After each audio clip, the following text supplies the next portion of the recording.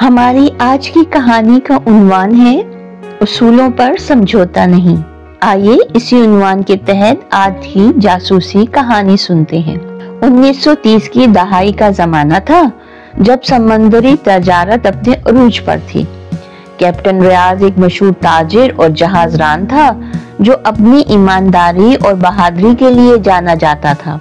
इसका बहरी जहाज नवाए अमन दुनिया भर के समंदरों का सफर करता और नायाब सामान की तिजारत करता। एक दिन कैप्टन रियाज को एक अजीब दरख्वास्त मिली। एक गुमनाम ताजिर ने इसे भारी रकम देकर कहा कि वो एक खास बैरल को शहर बदर के जजीरे तक पहुंचा दे। लकड़ी के इस बैरल को मुकम्मल बंद रखा गया था और ताजिर ने सख्ती से हिदायत की कि कोई इसे खोलने की कोशिश न करे। जब जहाज रवाना हुआ तो अमले में बैरल के बारे में चेमगोइयां होने लगी। कुछ ने कहा कि इसमें खजाना है तो कुछ ने इसे जादुई शय करार दिया। लेकिन कैप्टन रियाज ने ताजिर के हुक्म पर अमल करने का वादा किया था, इसलिए इसने किसी को बैरल के करीब जाने की इजाजत ना दी। एक रात जब सब सो रहे थे, जहाज के बावर्ची रमीज ने बैरल के अंदर झांकने का फैसला किया। वो खामोशी से बैरल के करीब पहुंचा और इसकी मोहरें खोल दी। जैसे ही बैरल का ढकना हटा, एक अजीब सी बू फिजा में फैल गई। रमीज खौफजदा होकर पीछे हटा, लेकिन तब तक बहुत देर हो चुकी थी। बैरल के अंदर किसी खजाने के बजाय एक जहरीला मादा था जो समंदर में मौजूद मछलियों के खात्मे के लिए तैयार किया गया था।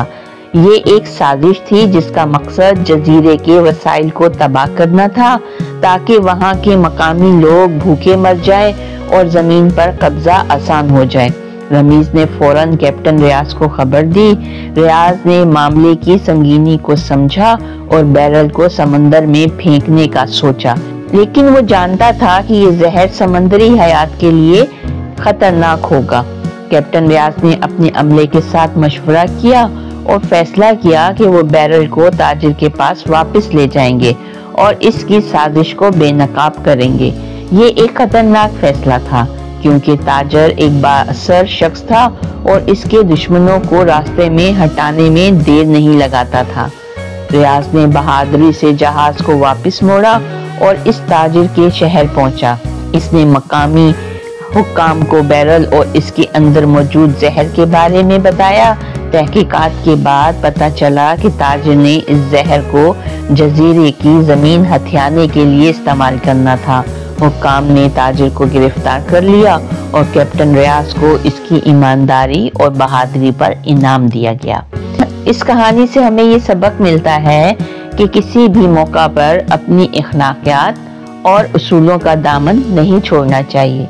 गलत को गलत कहना और हक के लिए खड़ा होना ही असल बहादुरी है।